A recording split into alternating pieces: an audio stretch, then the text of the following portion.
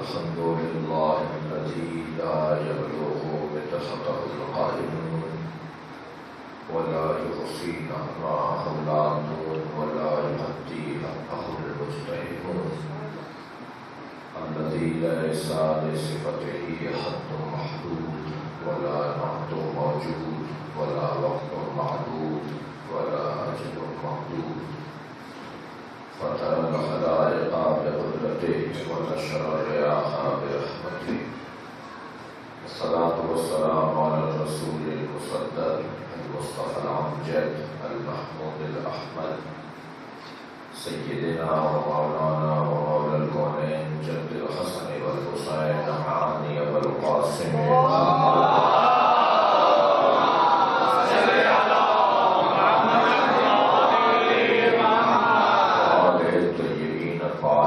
المعصومين الذين قال الله إنما يريد الله ليذهب عنكم الرجس أهل البيت ويطهركم تطهيرا.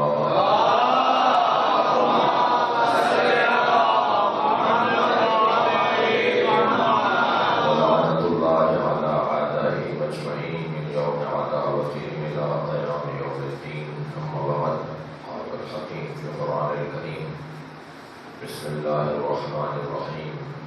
واعتصموا بحبل الله جميعا ولا تفرقوا سرا.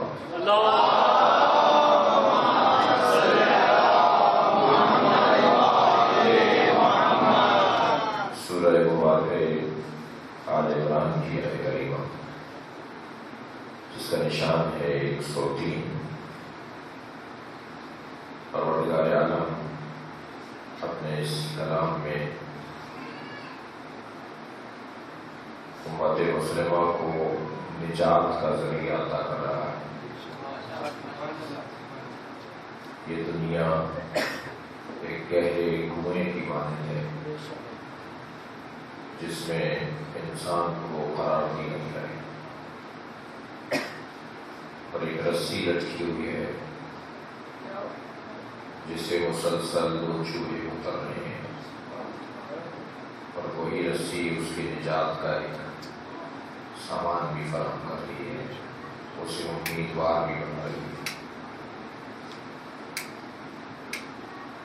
اور اس جان کنی کی کیفیت میں، اس اضطراب کی کیفیت میں اس کنویں کی دیوار پہ لگا ہوا مٹی میں ہٹا ہوا شہد ہے جسے یہ کنویں میں موجود فرد چاٹ رہا ہے. معصوم فرماتے ہیں کہ یہ رسی جسے دو چوہے اتر رہے ہیں یہ شب و روز ہیں جو مسلسل انسان کی امید کو کم کر رہے ہیں. اور وہ جو کنویں کی دیوار پہ تلقلا اور مٹی میں مخلوط شہد ہے جسے یہ انسان چاٹ رہا ہے، یہ اس دنیا کی تلخیاں ہیں جو شیرینی بھی ہے، ایک ہی وقت میں تلخی بھی ہے اور شیرینی بھی ہے. اور بس جو انسان اس گہرے کنویں سے باہر نکل کر کامیاب ہو گیا وہ گویا فوج و فلاح تک پہنچا، اور جو اسی میں رہا اور ناکام رہا تو در حقیقت انسان وہ ہے کہ جس نے اس دنیا سے مقابلہ کرنے میں کمزوری کو ثابت کی ہے. یہ دنیا مسلسل ایک آفتوں کی جگہ ہے، پریشانیوں کی جگہ ہے، واہمات کی جگہ ہے، توہمات کی جگہ ہے، دھوکوں کی جگہ ہے، فریب کی جگہ ہے. قدم قدم پر ہمیں دھوکوں کا سامنا ہے، بات بات میں ہمیں فریب کا سامنا ہے. تنگینی اتنی زیادہ ہے کہ اسے پہچاننا مشکل ہے. لباس اتنا طاری کیا ہوا ہے کہ اسے سمجھنا مشکل ہے. ہر شخص اسے پہچان نہیں سکتا. وہی شخص اسے پہچان سکتا ہے کہ جس کی آنکھوں پر اہل بیت کے نور کا عینک لگا ہوا ہے. صلوات پڑھیں ذرا محمد.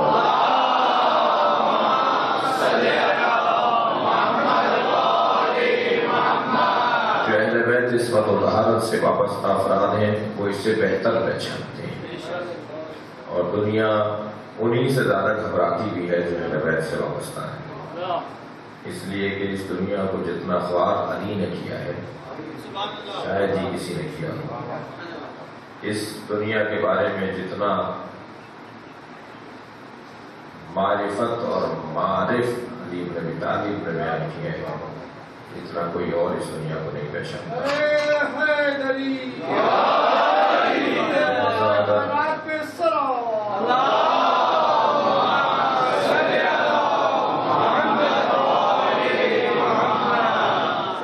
ہر کام کے ماہر کو ہم تلاش کرتے ہیں، اگر کسی بیماری میں مبتلا ہو تو ماہر ڈاکٹر کو اور ایکسپرٹ کو اور زیادہ اسپیشلسٹ جو ہوتا ہے اسپیشلائزیشن جس نے کی ہوتی ہے اسے ہم دیکھتے ہیں کہ کسی طرح اس سے مشورہ ہو جائے۔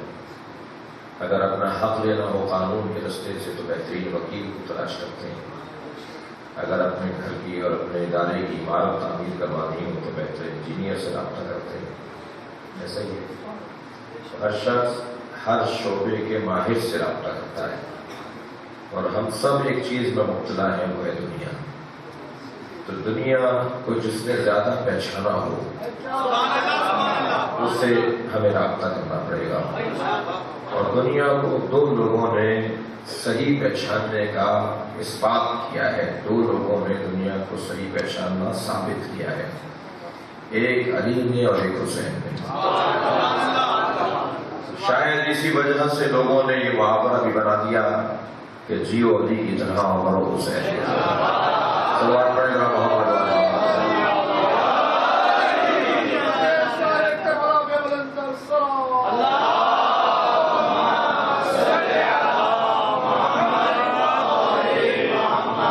مگر میرے عزیزوں میں اس محاورے کی تصحیح کرنا چاہتا ہوں، کیونکہ حدیث تو ہے نہیں کہ میں تصحیح کرنے کا حق نہیں رکھوں، یہ ہماری زبانوں کے ہمارے جملے ہیں، اپنے بنائے ہوئے محاورے ہیں۔ جیو علی کی طرح اور مرو حسین کی طرح، میں کہتا ہوں جیو بھی علی کی طرح مرو بھی علی کی طرح، اور جیو بھی حسین کی طرح اور مرو بھی حسین کی طرح۔ یہ شاید مسیحیت سے کوئی فکر ہمارے درمیان آئی ہے کہ تقسیم کر دو شخصیات کو، کہ علی زندگی کے لیے ہے اور حسین مرنے کے لیے ہے۔ نہیں عزیزان گرامی، دونوں زندگی کے لیے ہے اور دونوں مرنے کے لیے ہے۔ اچھی حیات بھی انہی سے نصیب ہوگی، اچھی موت بھی انہی سے نصیب۔ صلوات پڑھیں محمد۔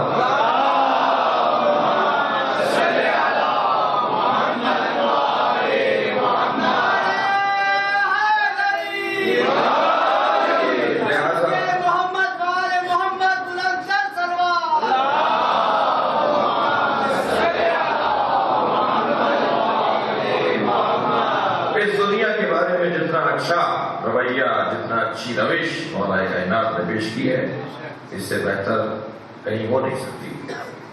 خوب اچھی طرح پہچانا ہے دین اسے، اور عین اس کے اس کی ضرورت ہے، اور اس کو اپنی ضرورت کے مطابق استعمال کیا جائے۔ جی یہ ہماری ضرورت ہے، ہم اس کی ضرورت نہ بنیں، اسے استعمال کرنے کے لیے رکھا ہے، کہیں ایسا نہ ہو کہ یہ ہمیں استعمال کر جائے۔ یعنی ایک طرف کا رستہ ٹھیک ہے کہ ہم اسے استعمال کریں مگر یہ ہمیں استعمال نہ کر جائے۔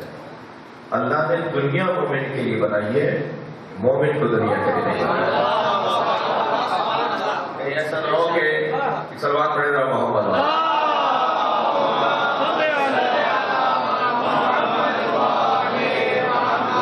علماء کرام تشریف فرمائیں، پروردگار عالم نے انسان کو دنیا کے لیے نہیں بنایا ہے، دنیا کو انسان کے لیے بنایا ہے۔ خلقت الخلق لأجلک، اے انسان میں نے ساری مخلوق تیرے لیے بنائی ہے۔ مخلوق آ جاتی ہے نا، جانب پرند مادہ ساری چیزیں اس دنیا کے اندر۔ خلقت الخلق حدیث قدسی ہے، اے انسان میں نے ساری مخلوق تیرے لیے بنائی ہے مگر تجھے مخلوق کے لیے نہیں بنایا ہے۔ خبردار اپنی قیمت گرا نہ ڈالنا کہ تم پلاٹ کے چکر میں اور فلیٹ کے چکر میں اور زمین کے جھگڑے میں اپنے آپ کو خوراک کر بیٹھو۔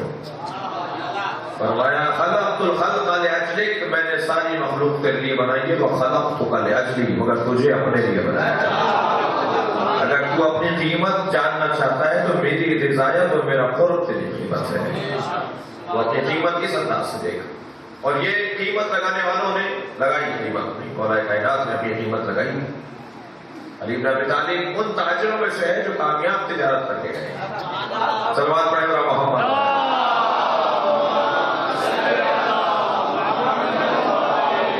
میرے مولا ان کامیاب تاجروں میں سے ہے جنہوں نے کامیاب تجارت کی ہے اس دنیا میں۔ اور ویسے بھی اللہ نے اس دنیا کو، میں دنیا کہوں یا اس زمین کو کہوں، کیونکہ اس دنیا کا مرکز اللہ نے زمین کو قرار دیا ہے۔ اس پوری دنیا کا مرکز اللہ نے زمین کو قرار دیا ہے، جس کو دلیل لے لیجیے۔ پوری کائنات کے لیے اللہ نے، جو پوری دنیا ہے، جو خلق ہے، جو مخلوقات ہیں، اس کا مرکز اللہ نے زمین کو قرار دیا ہے۔ اللہ نے زمین ہی کو قرار دیا، کیا آسمان اس سے زیادہ بہتر نہیں تھا؟ کیا چاند اس سے زیادہ منور نہیں تھا؟ کیا سورج اس سے زیادہ چمکدار نہیں تھا؟ کیا مریخ میں حیات کے آثار نہیں ہے؟ کیا اور جگہیں نہیں تھی جہاں اللہ دار الخلافہ بنا تھا؟ صلوات پڑھیں ذرا محمد۔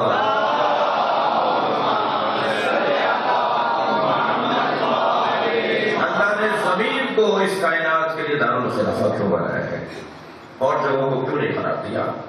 شاید میں کسی اپنے کم سے ساتھی کے لیے کوئی نئی بات کروں، یہ تو طے ہے کہ کائنات، پوری کائنات اللہ کی ہے، اللہ نے بنائی ہے، اور اللہ جسے اپنا نمائندہ بنا کے بھیج رہا ہے وہ پوری کائنات کے لیے نمائندہ ہے اللہ کا، صحیح ہے؟ یعنی وہ جو امام ہے، وہ جو نبی ہے، وہ جو رسول ہے، وہ جو امام ہے، وہ جو حجت خدا ہے، وہ پوری کائنات کے لیے اللہ کی طرف سے حجت خدا ہے۔ اسی لیے انہوں نے یہ الجھن دور کر دی کہ میں زمین کے رستوں سے زیادہ آسمان کے رستے جاتا ہوں، تاکہ تمہارے ذہن میں یہ الجھن نہیں ہو کہ ہم یہاں نہیں رہتے ہیں، نہیں، پوری کائنات ہمارے سامنے ایسی ہے جیسے تمہارے سامنے تمہاری ہتھیلی ہے۔ تم اپنی ہتھیلی کے بارے میں جتنا زیادہ بہتر جانتے ہو، پھر پوری دنیا کے بارے میں اتنا ہی بہتر جانتے ہیں۔ یہ کہہ کر انہوں نے یہ الجھن تو دور کر دی کہ ہم زمین پر ہیں مگر زمین تک محدود رہی ہے۔ مگر سوال یہ ہے کہ اللہ نے زمین کو دار الخلافہ کیوں بنایا ہے؟ پروردگار عالم نے زمین کو پوری کائنات کے لیے مرکز کیوں قرار دیا؟ توجہ ہے پوری کائنات کے لیے اللہ نے زمین کو دار الخلافہ کیوں بنایا ہے؟ شاید کوئی قابل قدر بات ہو عزیزان گرامی، زمین در حقیقت ارض، جسے عربی میں ارض کہتے ہیں، جی فی الارض، علی الارض، یہ ارض کا جو لفظ ہے، یہ زمین ہے، یہ متجر اولیاء ہے، اولیاء کی تجارت گاہ ہے۔ یہ رہتے تو جہاں چاہے رہ لیتے ہیں، مگر اللہ سے جب تجارت کرتے ہیں تو زمین پر آتے ہیں۔ یہ خاک جو ہے، صلوات پڑھنا محمد،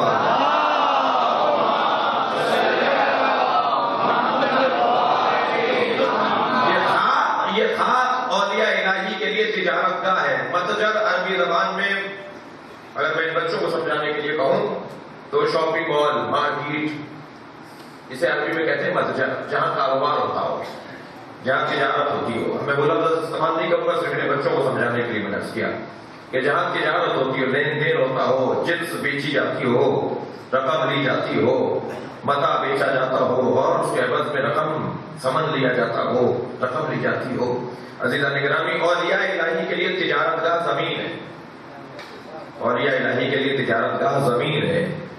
اسی لیے اس خاک کو کمال عبدیت قرار دیا ہے۔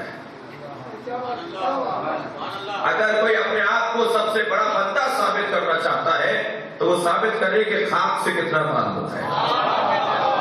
اب سمجھ میں آتا ہے سجدہ کیوں رکھی جاتی ہے؟ صلوات پڑھنا محمد۔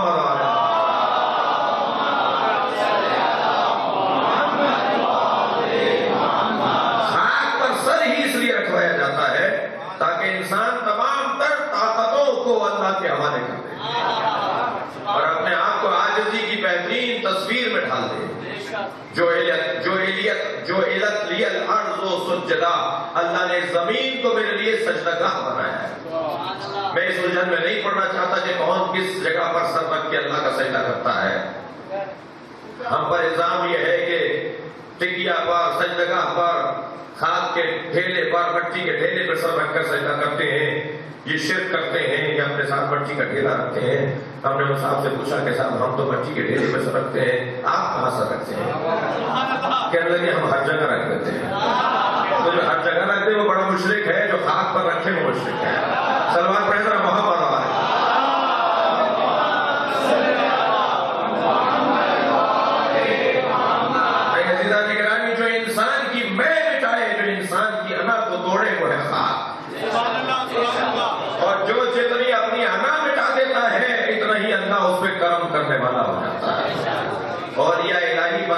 وہ لوگ ہیں، ولی خدا بنتے ہی وہ لوگ ہیں جن کے یہاں خاکساری پائی جاتی ہے۔ اسی لیے اسی مقام پر ایک جملہ کہہ دوں عزیزو، کبھی کسی کو پھٹے ہوئے کپڑوں میں دیکھ کر حقیر مت سمجھیے گا، کبھی بھی کسی کو 2 رنگ کی چپلیں پہنے ہوئے دیکھ کر اسے فقیر مت سمجھیے گا، کسی کا اگر کالا رنگ اڑا ہوا ہو تو یہ مت سمجھیے گا کہ یہ ایسا ہی ہے، اس کے سوال کا سلام کا جواب بھی نہیں دینا چاہیے، کسی کو بڑی گاڑی میں آتے ہوئے دیکھ کر یہ مت سمجھیے گا یہ امیر آدمی آ رہا ہے، نہیں عزیزان گرامی، اگر کسی کو فقیر دیکھیں تو اس کا احترام خاص طور پر کریں، اس لیے کہ اللہ نے فقیروں میں ولیوں کو چھپایا ہوا ہے۔ صلوات پڑھیں محمد و آل محمد۔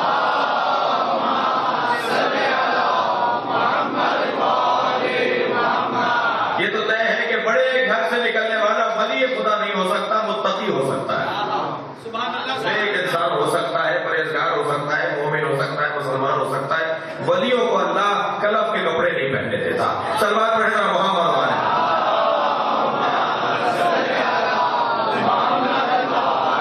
ان کی زندگی کچھ اور ہوتی ہے، ایک اور بلند تر صلوات آ جائے۔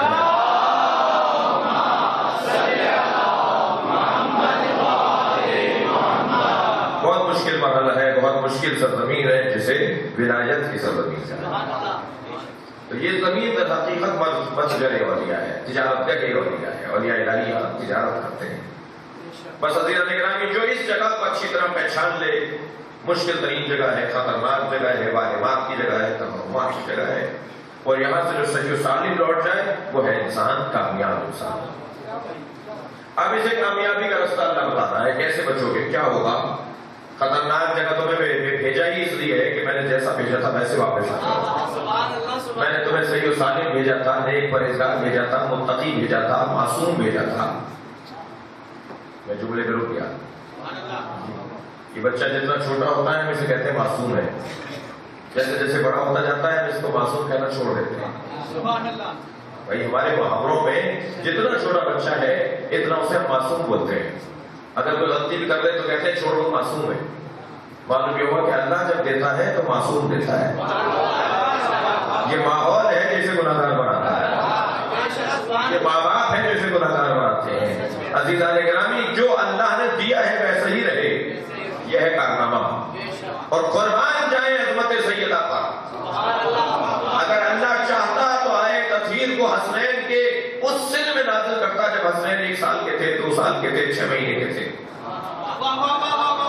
آئے تطہیر نازل ہو رہی ہے 9 ہجری میں، ایک 7 سال کے ہیں، ایک 6 سال کے ہیں، اچھی بڑی عمروں کے ہو رہے ہیں، اپنے پیروں سے چل کے آ رہے ہیں، نانا کی خوشبو محسوس کر رہے ہیں، چادر میں آ کے بیٹھ رہے ہیں، یہ اپنے پیروں سے آ رہے ہیں، نانا کی خوشبو محسوس کر کے آ رہے ہیں۔ اللہ چاہتا تو بہت پہلے آئے تطہیر کو نازل کرتا، اللہ نے ان کی عمروں میں مدت گزرنے کے بعد آئے تطہیر کو نازل کر کے بتایا ہم نے جیسا دیا تھا سیدہ نے ویسے ہی رکھا ہے۔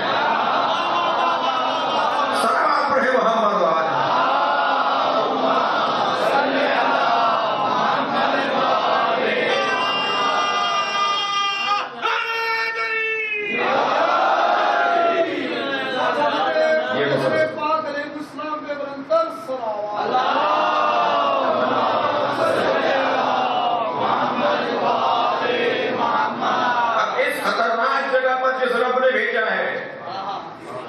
میں سمجھتا ہوں میرا مدعا روشن ہے کہ خطرناک ترین جگہ ہے، مسلسل جنگ کی کیفیت ہے انسان کے اپنے وجود کے ساتھ، حتیٰ مسلح پہ کھڑا ہوتا ہے تو جنگ بڑھ جاتی ہے، بستر پہ جاتا ہے تو جنگ کا میدان بدل جاتا ہے، گھر میں جاتا ہے تو میدان جنگ کچھ اور ہوتا ہے، روڈ پر آتا ہے تو میدان جنگ کچھ اور ہو جاتا ہے، بازار میں جاتا ہے تو لڑائیاں کسی اور نوعیت کی ہوتی ہیں۔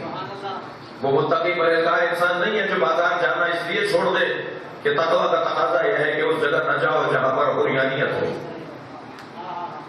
کیا کریں مولانا، ہم تقویٰ پرہیزگاری ایمان ہے، رکاوٹ ہے کہ ہم بازار میں جائیں، ہم بازار میں حیا نہیں ہے، شرم نہیں ہے، عورتیں بے پردہ دکھائی دیتی ہیں، اب ہم نے جانا چھوڑ دیا تو ہم خریداری کرنے نہیں جاتے، ہم اپنے بھائی کو بھیج دیتے ہیں، ہم اپنے دوست کو بھیج دیتے ہیں، ہم اپنے نوکر کو بھیج دیتے ہیں۔ ان کا دل نہیں ہے؟ جس بھائی کو بھیجا ہے کیا اس کا دل نہیں ہے؟ جس نوکر کو بھیجا ہے اس کے اندر احساسات نہیں ہے؟ اور مرد تو وہ ہوتا ہی نہیں جو میدان چھوڑ دے۔ یہ تن من دھن سے آزاد کا نظریہ تشیع کا نظریہ نہیں ہے۔ تن سے آزاد، من سے آزاد، دھن سے آزاد، نہ شادی کریں گے جی نہ بازاروں میں جائیں گے، نہ مارکیٹوں میں جائیں گے، نہ کسی سے ملیں گے، نہ کسی سے بات کریں گے، اسی دنیا میں رہو اور اس کا مقابلہ کرو. جی تصوف میں تشیع میں بڑا فرق ہے بھائی. تصوف میں اور عرفان میں بڑا موٹا فرق ہے. صاحبان تصوف شادی نہیں کرتے نفس مارنے کے لیے. نہیں عزیزان گرامی، نفس مارنے کے لیے شادی نہ کرنا یہ بزدلی ہے. اگر نفس شادی نہ کرنے سے مرتا تو پیغمبر 11 شادیاں نہ کرتے، مولا علی 9 شادیاں نہ کرتے. صلوات پڑھیں نا محمد.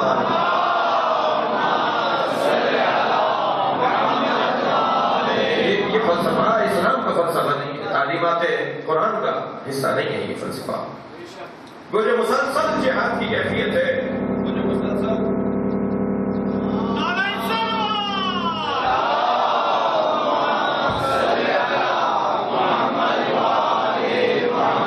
بلند صلوات دیا کرے.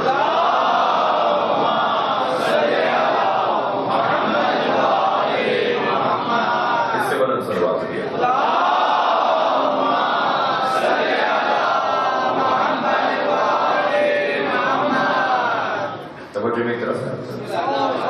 مسلسل ایک لڑائی کی کیفیت ہے جو انسان مسلسل ایک جہاد کی کیفیت میں الجھنوں کی زندگی ہے، اور بہکنے والوں کی تعداد کم نہیں ہے. اب تک تاریخ نے تو یہ گواہی دی ہے، اب تک تاریخ نے تو یہ ثبوت دیا ہے کہ 80% لوگ بہکے ہیں، 20% لوگ کامیاب رہے اس دنیا سے لڑنے میں، 80% بہکے ہیں. ایسے ایسے لوگ بہک گئے جن کا بہکنا تعجب آور ہے، جنہوں نے بہت اچھے ماحول کو بھی درک کیا، جنہوں نے بہت اچھا دور بھی دیکھا، جن کا احباب اور اصحاب کی تعداد بھی بہت ہی اچھے لوگوں کی تعداد رہی، وہ بھی آخری وقت میں ان میں سے بھی ایک بڑی تعداد آخری وقت میں بہک گئی. بڑے بڑے نام ہیں، میں صرف ایک مثال دے دیتا ہوں. بہت بڑا نام آپ نے سنا ہے زبیر کا، طلحہ و زبیر بن زبیر، جی زبیر بن عوام، طلحۃ الخیر. جی سیف الاسلام ہے زبیر. زبیر کی تلوار نے اسلام کو تقویت پہنچائی ہے. نبی کے اور مولا علی کے پھوپھیزاد بھائی ہیں. صلوات پڑھے گا محمد.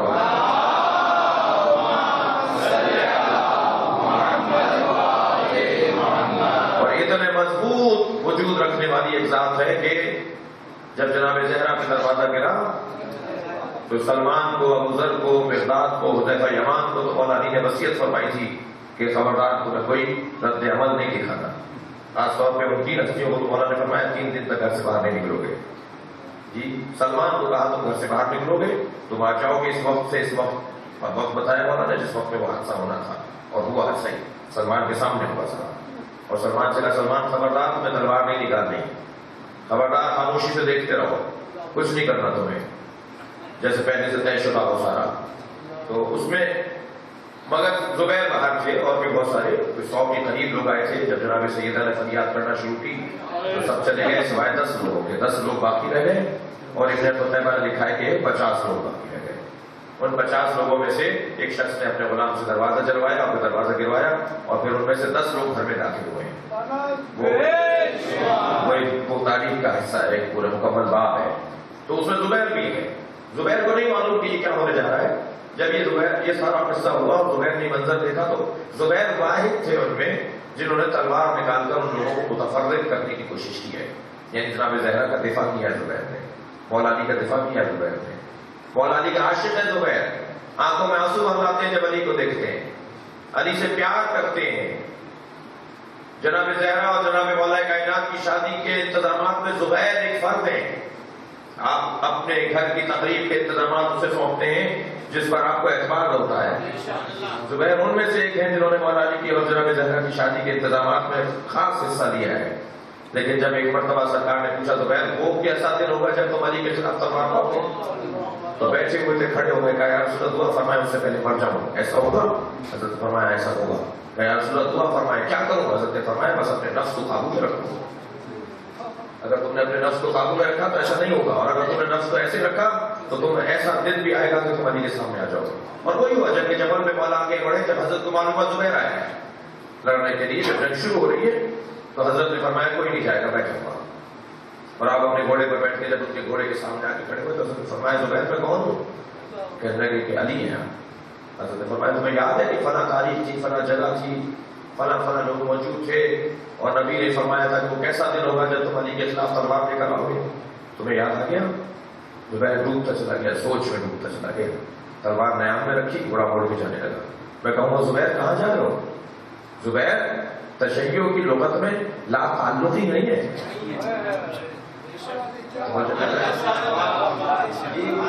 لا تعلقی کا جملہ تشیع کی لغت میں نہیں ہے۔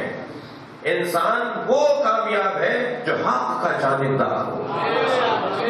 تلوار پہنا محمد والے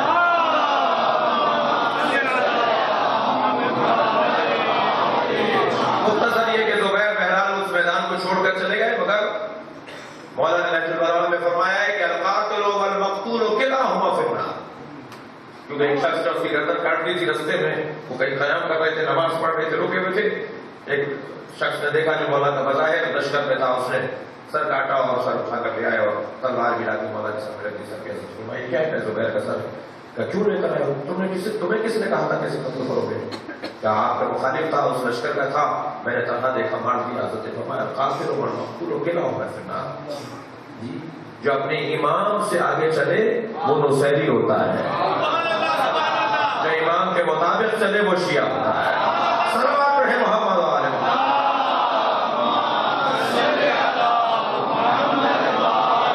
اس سے بلند صلوات عطیہ کریں نبی کے لیے۔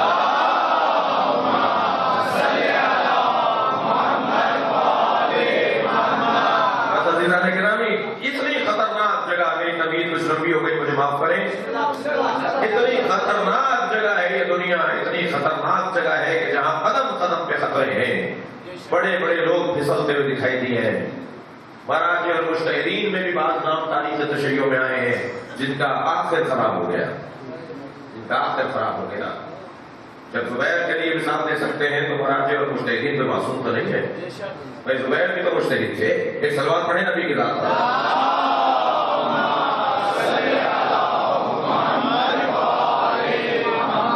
تاریخ میں بہت سے لوگوں نے اس دنیا کے اندر اپنے آپ کو مشکل میں پایا ہے، اور یہ دنیا ہے کہ مشکل کی جگہ، الجھنوں کی جگہ ہے، فریب کی جگہ ہے۔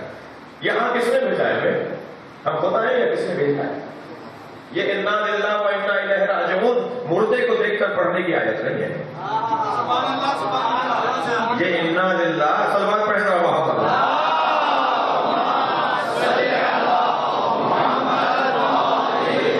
انا للہ و انا الیہ راجعون حیات بہتر کرنے کی آیت ہے، زندگی بہتر کرنے کی آیت ہے، یہ موت یاد کرنے کی آیت نہیں ہے۔ جی کہیں سے آئے نا، یہاں کے لوگ تو نہیں ہیں، یہاں کے لوگ نہیں ہیں، ہم مسافر ہیں یہاں پر، ہمیں کہیں سے بھیجا گیا ہے اور کہیں اور جانا ہے۔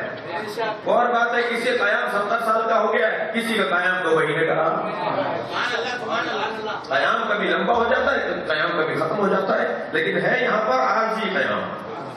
اب یہ کتنی کمزوری ہے ہم سب کی، عزیزان گرامی معاف کیجیے گا مجھے، کہ ہم جہاں عارضی طور پہ رکے ہوئے ہیں وہاں توجہ زیادہ ہے، اور جہاں دائیں بھی جانا ہے وہاں توجہ کم ہے۔ عارضی جگہ ہے، خطرناک جگہ ہے، اور یہاں آنے والے افراد کو اللہ نے بھیجا ہے، ہم خود نہیں آئے بھائی، خود آئے ہوتے تو ماں باپ جب چاہتے آ جاتے۔ یہ 10-15 سال ڈاکٹروں سے علاج، منت مرادیں نیاز نظر کرنے کے بعد اولاد پیدا ہو رہی ہے، اس کا مطلب یہ کہ دینے والا وہ ہے۔ اگر ان کی پسند سے آتا تو پہلے ہی مرحلے میں آ گیا ہوتا۔ تو جب اللہ چاہے گا ہم دنیا میں آئیں گے، جب اللہ چاہے گا ہمیں واپس بلا لے گا۔ تو ہم خود سے تو نہیں آئے نا، ہمیں کسی نے بھیجا ہے، اور جب بھیجا جاتا ہے تب وہ جو چاہوں گا تو اس کے اندر ایک پیغام پوشیدہ ہے۔ جملہ دے رہا ہوں آپ کی محترم سماعت، ہمیں بھیجا گیا ہے یا نکالا گیا ہے؟ بھیجا گیا ہے، تو پھر جو بھیجا جاتا ہے اس کا انتظار بھی ہوتا ہے، جسے نکالا جاتا ہے اس کا انتظار نہیں ہوتا۔ صلوات پڑھے گا محمد والے۔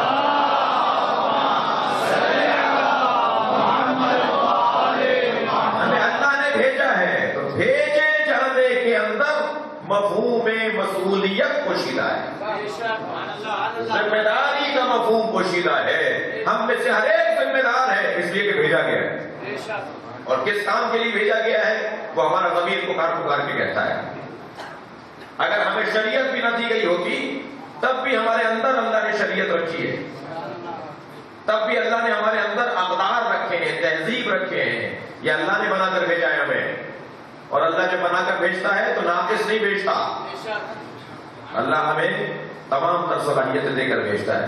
ہمارے اندر خوبیاں موجود ہیں، کم سے کم خوبیوں سے محبت موجود ہے۔ بھائی ذرا غور فرمائیں گے اس منزل بیان پر، یہ جو امر بالمعروف و نہی عن المنکر کا فلسفہ ہے یہ کیا ہے؟ یہ امر بالمعروف کیا ہے؟ معروف کسے کہتے ہیں؟ کہ ہمارے اندر معروف موجود ہیں۔ منکر کسے کہتے ہیں؟ ہمارے اندر منکر موجود ہیں، صرف اور صرف جھنجھوڑنے کی بات ہے۔ ارے بھائی مردے کو اسماء فم کہنا بھی ثواب ہے، یہ مجلسیں زندوں کو اسماء فم بولتی ہیں۔ صلوات پڑھیں محمد والے۔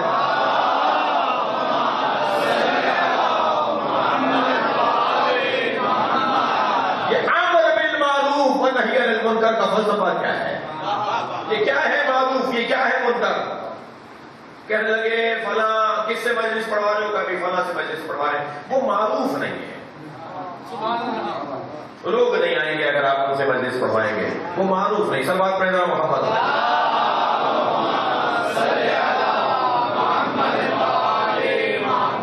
جی، کس ڈاکٹر کو دکھا رہے ہیں آپ؟ بیمار ہیں، کس ڈاکٹر سے علاج کروا رہے ہیں؟ کہ فلاں ڈاکٹر سے۔ ڈاکٹر تو معروف نہیں ہے، فلاں معروف ڈاکٹروں کو دکھاؤ، فلاں اسپتال میں جو معروف ڈاکٹر ہے، فلاں ڈاکٹر معروف ہے۔ معلوم یہ ہوا کہ جسے سب پہچانے اسے معروف کہتے ہیں۔ خبر جو ہے تو اب یہ کوئی نئی بات تو نہیں ہو رہی، امر کیا جا رہا ہے معروف کا، سب کسے پہچانتے ہیں؟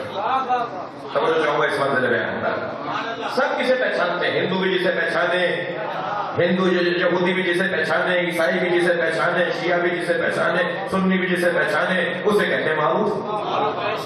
اور معروف کسے کہتے ہیں؟ معروف کی مثال کیا ہے؟ معروف کی تعریف ہو گئی، معروف کی مثال کیا ہے؟ سچائی معروف ہے، عدل معروف ہے، انصاف معروف ہے، جی جھوٹ بولنا منکر ہے، ظلم کرنا منکر ہے۔ ابھی ہم سے نہیں کہا جا رہا کہ فلاں مشکل کام کرو، ہم تمہیں اسی چیز کا عمل کر رہے ہیں جسے تم پہلے سے پسند کرتے ہو۔ صلوات پڑھیں محمد والے۔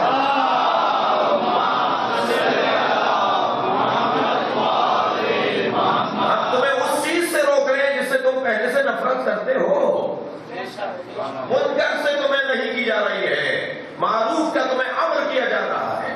ہمارے اندر پوشیدہ ہے معروف اور منکر، اور شاید عزیزان گرامی کل کی مجلس میں فضا بڑی روحانی تھی اور مانوی تھی، لہذا اس میں گہرائی میں نہیں جا سکا کہ جو امام سجاد نے اپنے کمالات بیان کیے، وہ کمالات ہی وہ ہیں جو مسلمان اور غیر مسلم سے تعلق نہیں رکھتے، انسانیت کا مسئلہ ہے۔ امام نے فرمایا اللہ نے ہمیں اللہ نے ہمیں 600 فضیلتیں عطا کی ہیں۔ سب سے پہلی فضیلت یہ اللہ نے ہمیں علم عطا کیا ہے۔ بتائیے کوئی یہودی ہے جو علم سے دشمنی کرتا ہو؟ کوئی ہندو ہے جو علم سے نفرت کرتا ہو؟ امام نے مسئلہ ہی وہ اٹھایا جو آفاقی مسئلہ ہے۔ تم ڈھونڈ رہے ہو امام کو شیعوں اور سنیوں میں، اللہ نے انہیں خلیفۃ اللہ بنا کر بھیجا ہے۔ صلوات پڑھیں محمد والے۔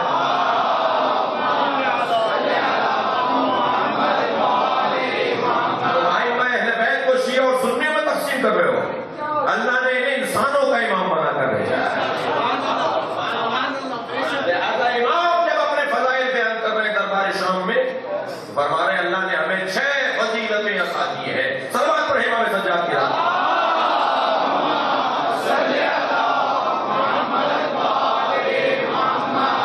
سب سے پہلی فضیلت بیان ہو جائے جلدی سے،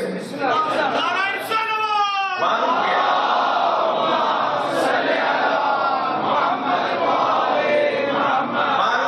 معروف بھی ہیں، یہ ساری چیزیں معروف ہیں۔ نہیں ہو سکتا کہ کوئی ان فضیلتوں سے پیار نہ کرتا ہو۔ تو جیسے علم سے پیار بڑھے گا ایسے امام سجاد سے پیار بڑھے گا۔ دنیا میں کوئی ڈھونڈ کے لائیے جو علم سے محبت نہ کرتا ہو، دنیا میں کوئی ڈھونڈ کے لائیے جو جہل سے نفرت نہ کرتا ہو۔ تو بس جہل سے اگر نفرت ہے تو یہ ہے منکر اور اس سے نہیں کی جا رہی ہے، اور علم سے اگر پیار ہے تو یہ ہے معروف، اس کا امر کیا جا رہا ہے۔ امام فرمانے اللہ نے ہمیں فضیلت دی ہے، ہمیں سب سے بڑا عالم بنایا ہے، علم سے فضیلت عطا کی ہے۔ اور دوسری فضیلت اللہ نے ہمیں یہ عطا کیا، ہمیں علم عطا کیا ہے. توجہ کر لی آپ نے؟ عزیزان گرامی، یہ طے کرنا مشکل نہیں ہے کہ کون کتنا بڑا عالم ہے. سندوں سے، ڈگریوں سے، جی پرچوں سے، امتحانات سے، نمبروں سے کوئی عالم نہیں ہوا. علم کا معیار سرٹیفکیٹ نہیں ہے، سند نہیں ہے، اسناد نہیں ہے. علم کا معیار علم ہے. جو جتنا بڑا حلیم ہے اتنا ہی بڑا عالم ہے. مت جائیے پریشانیوں میں، مت الجھیے کہ کون کتنا بڑا عالم ہے. پاکستان کی سرزمین پر بھی 85 الجھنوں کا حل یہی ہے. عزیزان گرامی، 85 مسئلوں کا حل یہی ہے. ہم کسے اپنا بڑا مانے، کسے بڑا عالم سمجھے، بس جس کے یہاں علم و بردباری زیادہ ہے وہی بڑا عالم ہے. صلوات پڑھیں محمد وعلی.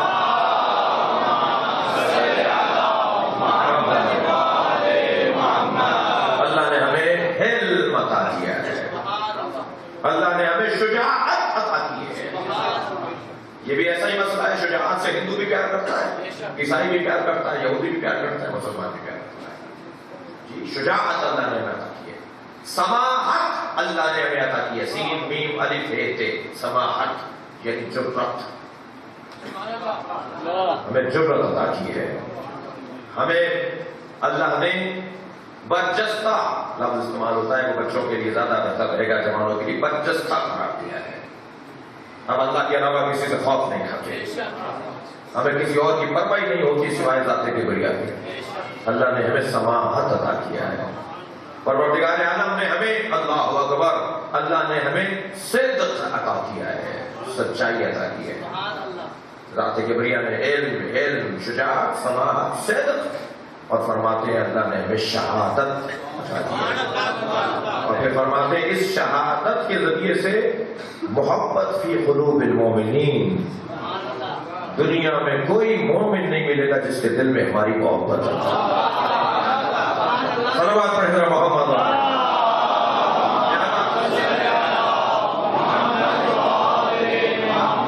پروردگار عالم نے اس دنیا میں اگر ہمیں بھیجا ہے تو اللہ اس دنیا میں رہنے کا اہتمام بھی کرے گا.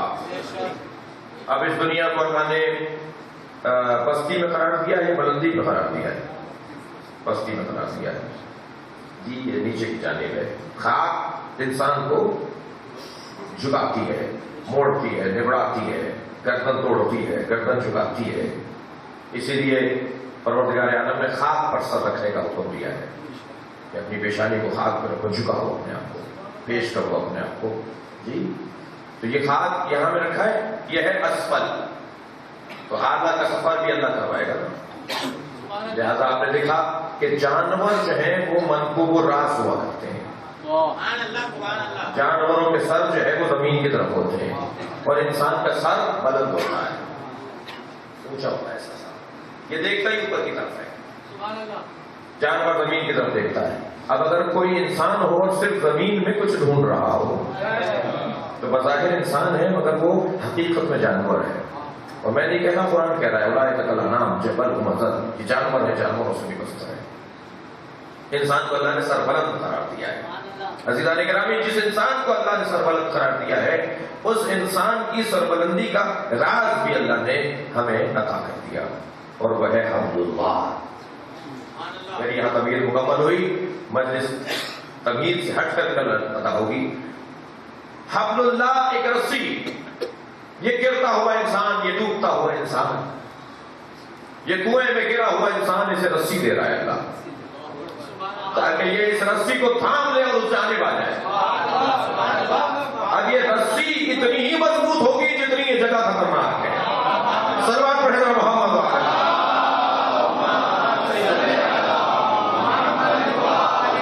خطرناک ترین جگہ پر اللہ نے انسان کو قرار دیا ہے. اللہ نے قرار دیا ہے کہ اس کا پرانا دستور ہے، جو چیز وہ دیتا ہے اس کی تسکین، اس کا ازالہ بھی وہی کرتا ہے. بھوک اور پیاس اللہ نے دی ہے، سمجھو چاہوں گا، تو بھوک اور پیاس کا انتظام بھی اللہ ہی کرے گا. پروردگار عالم ہی اس کا انتظام کرے گا. اور اللہ کے بنائے ہوئے کی تسکین کا اہتمام بھی اللہ ہی کرتا ہے نا. تو پھر ہمیں اللہ کے کاموں میں دخالت بھی نہیں دینی چاہیے. جب اس نے کہا اِنَّ عَلَيْنَا لَلْهُدَىٰ وَإِنَّ لَنَا لَلْآخِرَةَ وَالْأُولَىٰ، میرے اوپر ذمہ داری ہے ہدایت دینے کی، تو ہمیں کیا ضرورت آ رہی ہے کہ ہم ہاتھی اپنے ہاتھ کے بنائیں؟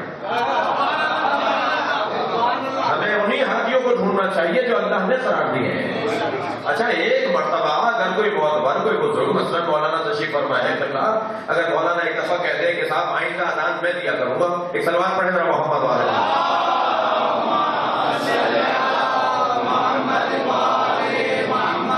تو ادب کا تقاضا یہ ہے نا کہ یہ کام کرنے سے پہلے مولانا سے پوچھ لیا جائے۔ ادب کا تقاضا یہی ہے نا۔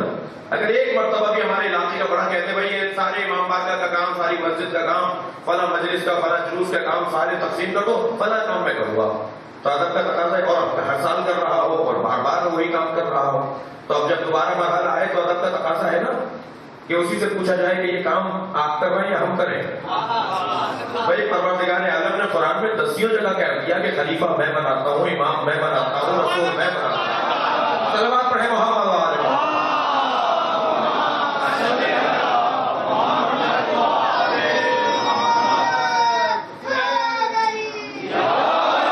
بس اب اگر کبھی ایسا مرحلہ آ جائے تو پھر اللہ ہی سے تلاش کرے نا کہ اللہ نے کسی کو بنایا ہے۔ تو اللہ اس زمین پر رہنے والوں کے لیے اہتمام کر رہا ہے، نجات کا رستہ عطا کر رہا ہے، اور نجات کا رستہ اس نے حبل اللہ کے عنوان سے قرار دیا ہے۔ ہمارا موضوع ہے حبل اللہ، جو کل اور تفصیل سے بات ہو، لیکن نجات کے لیے صرف حبل اللہ ہی اللہ نے قرار دے دیا۔ اس خانوادے کے اور نام بھی دیے اس میں، خانوادہ ایک ہی ہے، قبیلہ ایک ہی ہے، اس کے نام بدلے اس نے، جہاں جیسی ضرورت ہوئی، جہاں جیسا انس ہوا۔ سلوات پڑھے گا محمد والے۔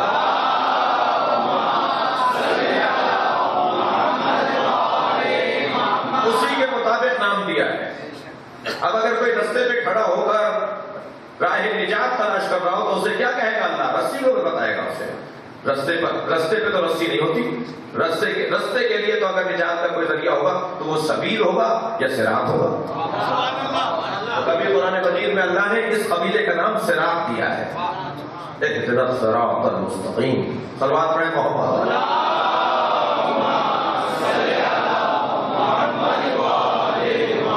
کبھی نام دیا سبیل، کبھی نام دیا وسیلہ، وابتغوا الیہ الوسیلہ، کبھی نام نہیں دیا مگر اشارہ دیا، پیغام دیا، مقصد وہی بیان کیا۔ قرآن مجید میں 20 سے زیادہ وسیلے کے اوپر آیات، لفظ وسیلہ 2 آیتوں میں آیا ہے، صرف لفظ وسیلہ 2 آیتوں میں آیا ہے۔ حضرت یوسف کے بچے جا کر، معاف کیجیے گا، حضرت یعقوب کے بیٹے جا کر حضرت یعقوب سے کہہ رہے ہیں بابا ہم نے یہ گناہ کیا تھا، ہم نے اپنے بھائی کو کنویں میں ڈالا تھا، بابا اللہ سے کہیں اللہ معاف کر دے، یا ابانا استغفر لنا ذنوبنا، بابا یا بابا ہمارے بابا اللہ سے کہیے کہ اللہ ہمارے گناہوں کو معاف کرے۔ تو حضرت یعقوب نے یہ نہیں کہا کہ خود اللہ سے بولو، تم خود بندے ہو، تم اللہ سے بولو، مجھ سے کیوں کہہ رہے ہو؟ جی حضرت یعقوب نے وسیلے کو ثابت کیا اور فرمایا سوف استغفر لکم، میں اللہ سے کہوں گا وہ معاف کر دے گا۔ صلوات پڑھیں نا محمد۔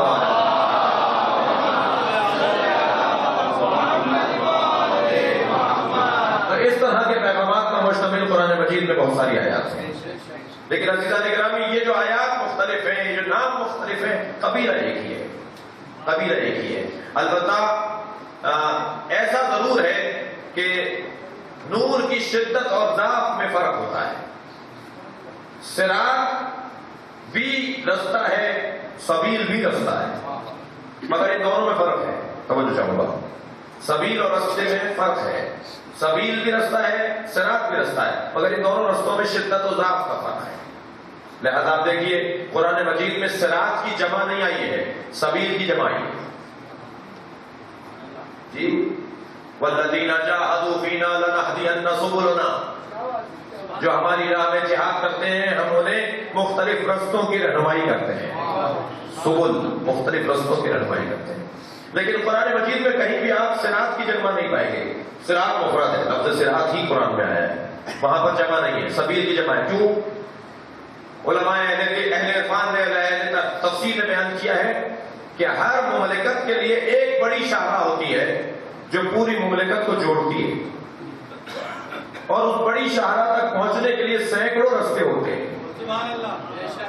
وہ جو سینکڑوں رستے بڑی شاہراہ تک پہنچنے ہیں وہ ہے سبیل، اور ایک بڑی شاہراہ جو پوری مملکت کو جوڑ رہی ہے وہ ہے صراط.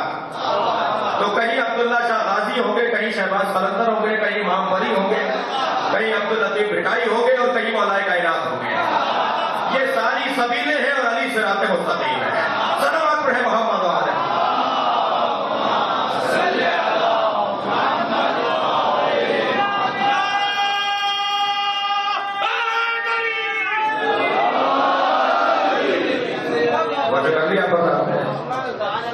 اور عزیزان گرامی, یہاں پر یہ بات بھی کہتا ہوا گزر جاؤں کہ شیطان اپنا کام جاری رکھے ہوئے. خبردار کوئی یہ نہ سمجھے کہ ایجنسیاں کام نہیں کر رہی. صلوات پڑھیں نا محمد والے.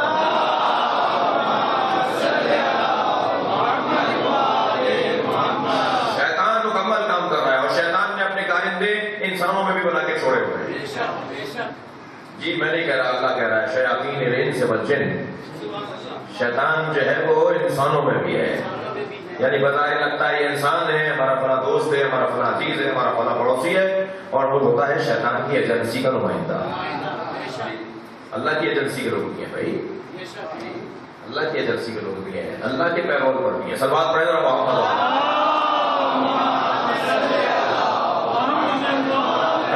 اللہ سے تنخواہ پانے والے لوگ بھی ہیں, اور شیطان سے تنخواہ پانے والے لوگ بھی ہیں. جی تو یہ تو نظام ہے, بہت پکا منظم نظام ہے.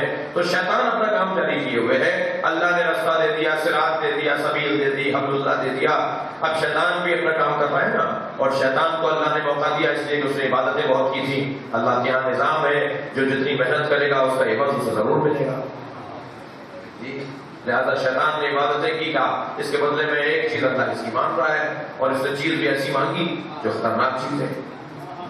لوگ سوال کرتے ہیں کہ ہندو, یہودی, غیر مسلم جو ایک کام کرتے ہیں, انسانیت کی خدمت کرتے ہیں, تو کیا ان کو آخرت میں کوئی جزا نہیں ملے گی؟ بالکل ملے گی, انہیں مقام ملے گا, جہنم میں ان کا درجہ کچھ بہتر ہو جائے گا. اور وہ جو بدترین درجے میں جہنم میں ہوں گے وہ انہیں پکار کے کہیں گے ہمیں اپنے پاس بلا لو, یہ کہیں گے ہماری تو جنت ہے. یعنی جہنم میں جو بہتر درجہ ہوگا, سخت ترین نہیں ہوگا, کم ترین ہوگا عذاب میں, وہ ان لوگوں کی نسبت جنت ہوگی.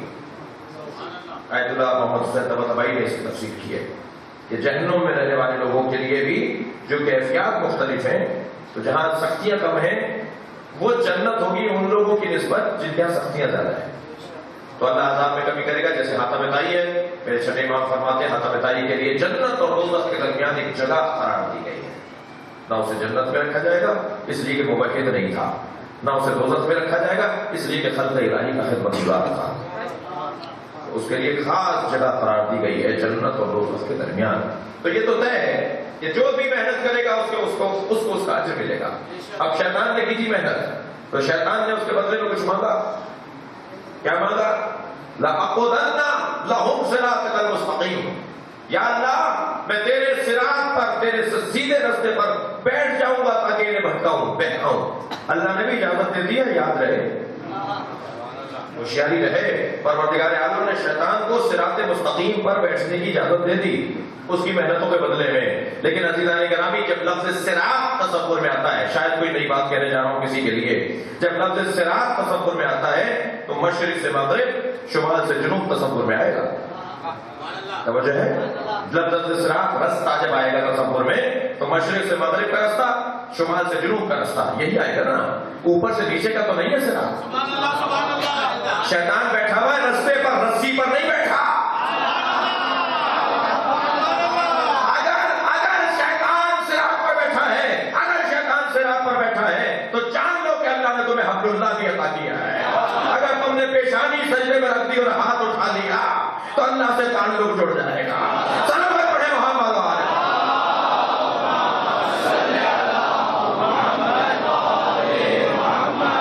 اب صراط سے زیادہ مضبوط اگر کوئی نجات کا ذریعہ ہے تو وہ ہے حبل اللہ.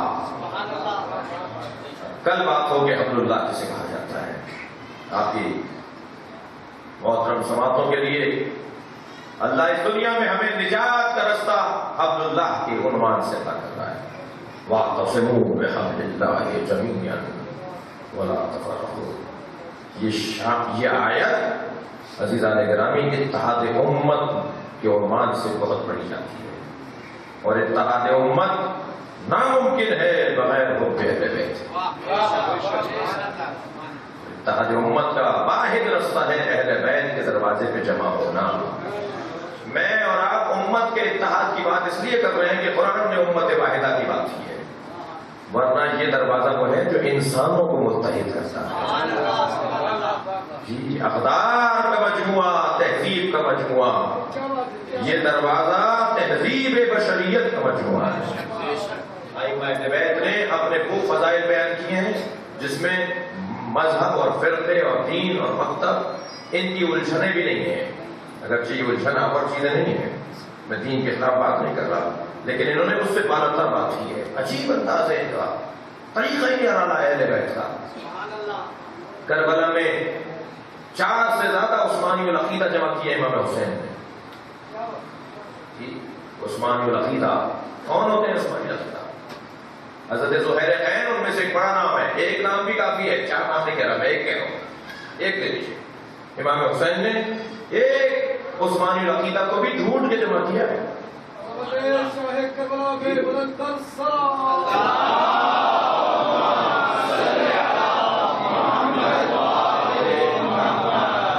توجہ چاہوں گا آپ سے،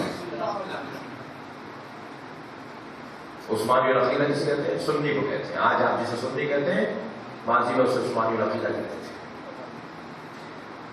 دھماکہ ہو رہا ہے اپنے علاقے میں، نئی بات ہو رہی ہے۔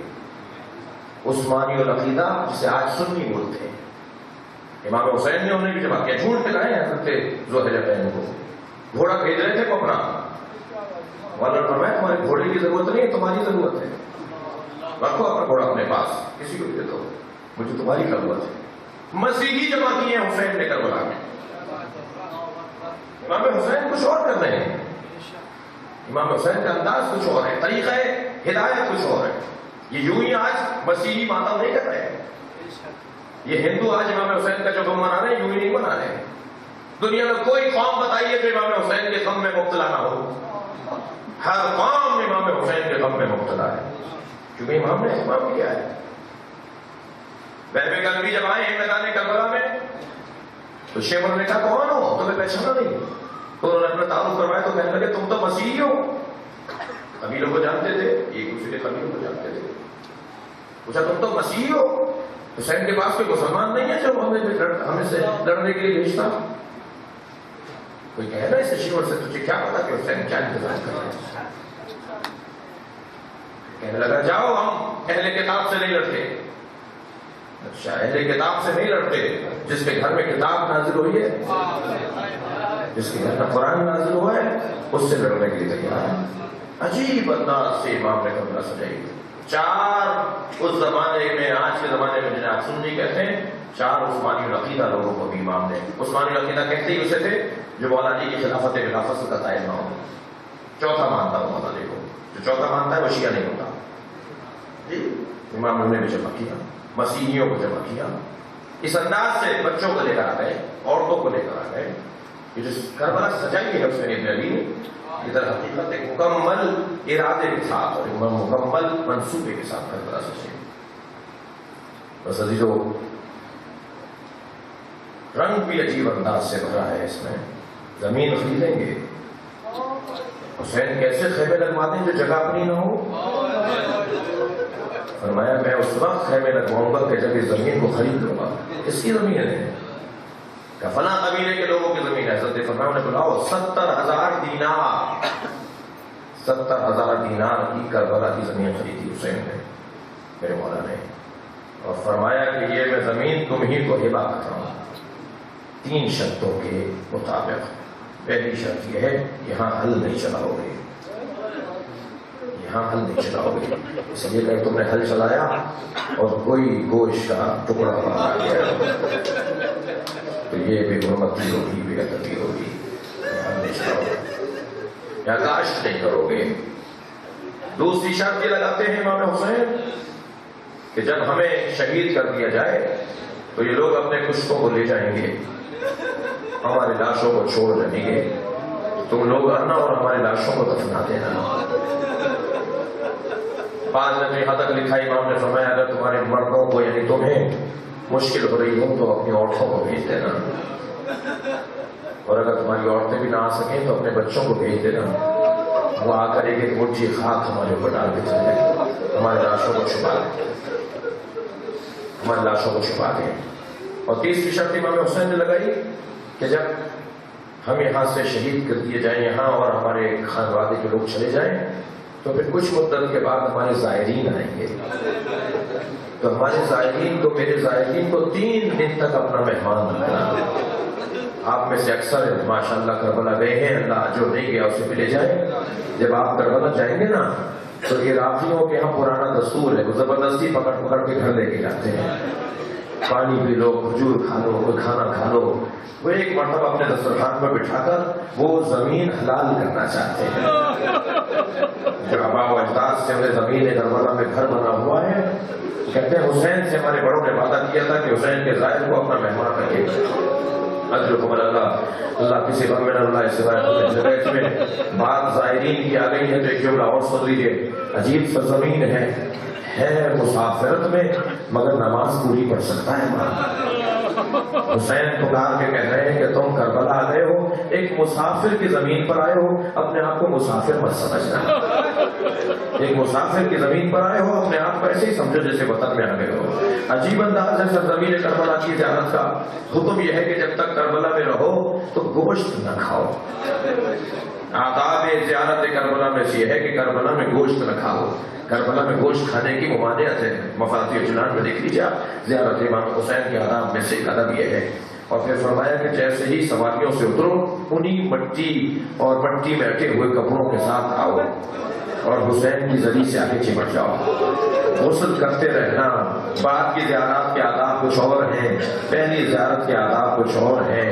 اسی کیفیت میں تھکے ماندے آ کر حسین سے آ کر ملو۔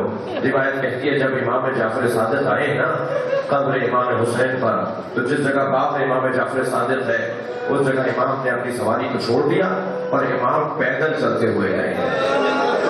اور حتیٰ جب قبر حسین قریب آئی تو امام اس انداز سے آگے جا رہے ہیں جیسے کوئی فقیر اپنے مولا کے قریب جا رہا۔ امام کی انکساری خاکساری کا انداز یہ ہے۔ اور قبر امام حسین پہ جا کر خود کو امام صادق نے گرا دیا۔ عزیزانو آداب کربلا میں ایک اور عادت بھی تو ہے۔ آپ لوگ جب کوئی ظاہر کربلا جاتا ہے تو آپ کہتے ہیں بھائی کربلا کا کفن لے آنا۔ مشرق کا کفن کیوں نہیں منگوا رہے، نجف کا کفن کیوں نہیں منگوا رہے، قم سے کفن کیوں نہیں منگوا رہے، آپ یہ کربلا سے کفن کیوں منگوا رہے ہیں؟ دنیا کا دستور بن گیا ہے کہ کربلا کا کفن پہنے گی جس جگہ کے رہنے والوں کو کفن نہیں ملا، جو بلا کفن شہید کیے گئے ان کی زمین سے جب لوٹو تو کفن لیتے آنا۔ بس عزیزانو آپ نے گریہ کر دیا، مجلس ہو گئی، لیکن 2 منزلیں اور لے لیجئے، عبادت کو مکمل کرو۔ ایام یہ امام سجاد کے شام میں گزر رہے ہیں، ایام بڑا سخت دور گزر رہا ہے بیویوں پر۔ ذرا اپنا تصور لے جائیے شام کے بازار کی جانب۔ شام میں اور کوفے میں عزیزانو بڑا فرق تھا۔ شام میں اور کوفے میں فرق یہ تھا کہ کوفے میں چھتوں سے صدقے کی کھجوریں پھینکی جا رہی ہیں، لیکن شام میں چھتوں سے پتھر اور انگارے پھینکے جا رہے ہیں۔ راوی کہتا ہے کہ جب کھجوریں پھینکی گئی تو ایک بچے نے جو بھوکے تھے پیاسے تھے، ایک بچے نے اپنے ہاتھ میں کھجور لے لی۔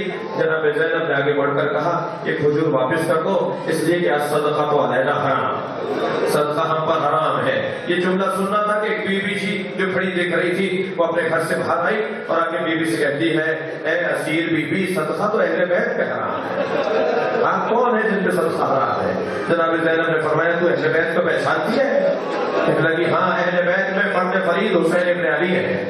امام بی بی نے فرمایا کہ حسین کی بہن زینب کو پہچانتی ہے؟ کبھی بھی کی خدمت میں بارہا شرفیات ہوئی ہو۔ جناب زینب نے فرمایا ام حبیبہ پہچانو یہ زینب کھڑی ہے۔ آپ کہہ رہے گی بی بی حسین کہاں ہے، عباس کہاں ہے، علی اکبر کہاں ہے؟ جناب زینب نے فرمایا وہ نوکے نیزہ کی علی پر حسین کا سر ہے۔ وہ علی اکبر کا سر ہے، وہ گھوڑے کی گردن میں عباس کا سر ہے۔ عزیزانو، بیوی کے سروں پر چادریں، بیویوں کے سروں پہ چادریں لا کر دی اس بیوی نے، مگر کچھ ہی دیر کے بعد نیزہ بردار آگے آئے اور سروں سے پھر چادریں ہٹنے لگیں۔ واہ حجابہ کے لوہے بلند ہونے لگے۔ شام کا منظر اور زیادہ سخت ہے، شام کا منظر اور زیادہ سخت ہے۔ عزیزانو، شام کی راہ میں بڑے سخت منظر آئے ہیں، ان میں سے ایک منظر تو یہ سامنے آیا کہ سکینہ کو اونٹ سے گرا دیا گیا۔ اجرکم اللہ، خدا کسی غم میں نہ لائے سوائے ہمیں نوید میں ہمیں رونے اڑانے والے نہ کرا۔ آپ نے مصائب سنے ہیں، پڑھے ہیں کہ بیوی اونٹ سے گر گئی۔ میں نے مقتل میں پڑھا ہے بیوی کو اونٹ سے گرایا گیا تھا، جناب سکینہ اونٹ سے گری نہیں تھی۔ ابن رجب نامی ایک ظالم ہے، وہ شمر سے اگر کہتا ہے کہ یہ بچی بہت روتی ہے، جب اسے اس کا بابا کا سر نظر آتا ہے تو یہ رونے لگتی ہے، پورا قافلہ رونے لگ جاتا ہے، کیا کرے کہ اس بچی کا رونا بند ہو جائے۔ تو ابن رجب نے کہا تم اس کا اونٹ قافلے کے آخر میں لے جاؤ، میں اس کو اونٹ سے گرا دوں گا، قافلہ بڑھا دوں گا۔ اور جو کمال اللہ تھک کر نہیں روئیں گے۔ عزیزانو، مقتل کے سخت مصائب ہیں۔ ایک مرتبہ جناب سکینہ کا اونٹ قافلے کے آخر میں گیا، جناب سکینہ کو ابن رجب نے اونٹ سے گرا دیا، قافلہ آگے بڑھ گیا، بیوی پکارتی رہ گئی، وہ بھی اماں میں گر گئی، بھیا سید سجاد میں گر گئے۔ میرے مولا حسین کا سر جس نیزے کی علی پر ہے، وہ نیزہ ظالم کے ہاتھ سے چھوٹتا ہے اور زمین میں گڑ جاتا ہے۔ بہت لوگوں نے چاہا کہ اسے باہر نکالے، جب یہ خبر پہنچی ہے شمر تک تازیانہ لے کے آگے بڑھا، کہنے لگا مجھے معلوم ہے حسین کا سر آگے کیسے جائے گا۔ عزیزانو، میں آپ سے سوال کرتا ہوں، یہ بچے سوال کر سکتے ہیں کہ اتنے معجزے دیکھنے کے بعد انہیں عبرت حاصل کیوں نہیں ہو رہی؟ تو میں بتاؤں، جب یہ معجزے دیکھتے تھے، حسین کا بولتا ہوا سر دیکھتے تھے، امام کے قرآن کی تلاوت کو سنتے تھے، تو یہ وہاں کھڑے ہوئے لوگوں سے کہتے تھے یہ جادوگر ہے، جو پیغمبر پہ تہمت لگائی تھی، جو ائمہ پر اکثر انہوں نے تہمت لگائی، جب بھی ائمہ نے معجزہ دکھایا جو نہیں ماننے والے ہوتے تھے کہتے تھے یہ جادو ہے۔ شیور تعزیہ نہ لے کر امام سجاد کے قریب آیا، امام کی پشت مبارک پر تعزیہ نے برسائے، امام نے بیڑیاں سنبھالی، بابا کے سر کے قریب آئے، بابا آپ کا سر آگے کیوں نہیں بڑھتا؟ سر حسین 7 مرتبہ گویا ہوا ہے پورے قافلے میں، پورے سفر میں امام حسین کا سر 7 مرتبہ بولا ہے، ان میں سے ایک جگہ یہی تھی، امام کے سر سے آواز آئی میری سکینہ گر گئی، میں آگے نہیں بڑھوں گا، میری سکینہ گر گئی۔ بس یہ جملہ سننا تھا، زینب کبریٰ نے خود کو مجھ سے گرا دیا اور گئی ہے اس جانب جہاں سے قافلہ آ رہا تھا، سکینہ کہاں ہو، سکینہ کہاں ہو کی آوازیں دے رہے ہیں۔ کیا دیکھا؟ ایک درخت کے سائے میں ایک برقعے میں بی بی ہے جو سکینہ کو گود میں لیے بیٹھی ہے۔ عزیزانو، بی بی نے نقاب لگائی ہوئی ہے، جناب زینب نے غور سے دیکھا سکینہ ایک بی بی کی گود میں ہے اور سکینہ سو گئی ہے۔ تو پہلا تعجب تو یہ ہوا کہ یہ کون ہے جو اتنا رحم کر رہا ہے، اس لیے کہ کوئی رحم کرنے والا نہیں ہے۔ دوسرا تعجب بیوی کو یہ ہوا کہ سکینہ تو اپنی ماں رباب کی گود میں بھی نہیں سوتی، جب کبھی اتنا موقع بھی ملا کہ جناب رباب نے گود میں لے لیا تو سکینہ اتر جاتی تھی، اے اماں مجھے بابا کی گود چاہیے، اے اماں مجھے بابا کا سینہ چاہیے۔ سکینہ تو اپنی ماں کی گود میں بھی نہیں سوتی، یہ کون بیوی ہے جس کی گود میں سو گئی؟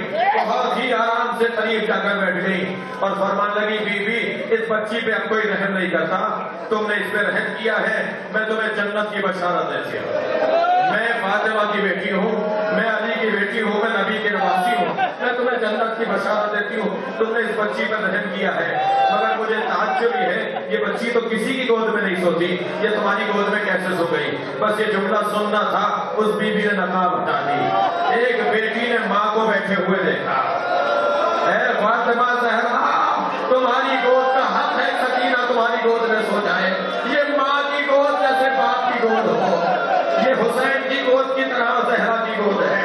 ایک مرتبہ بی بی نے ماں کو گلے لگا لیا، اماں کربلا میں سب لٹ گیا، اے فاطمہ اے زینب تیری ماں تیرے ساتھ ہے۔ میں نے حسین کو گھوڑے سے گرتے ہوئے دیکھا، میں نے حسین کو زندہ ہوتے دیکھا، میں نے حسین کے گھوڑے دوڑتے ہوئے دیکھے، میں نے ہر منظر کا گزار دیکھا، اے میری لاڈ یہ تمہارا اللہ اللہ اللہ قوم الظالمین الذین ظلموا ایاما یا اللہ نوازت رحمت نازل فرما، رونے والوں کے تقریبات میں بانیان کے رزق میں عزت میں امام زمانہ کے ظہور میں حاجی قلب مبارک حضرت کو ہم سے راضی فرما، ماتم حسین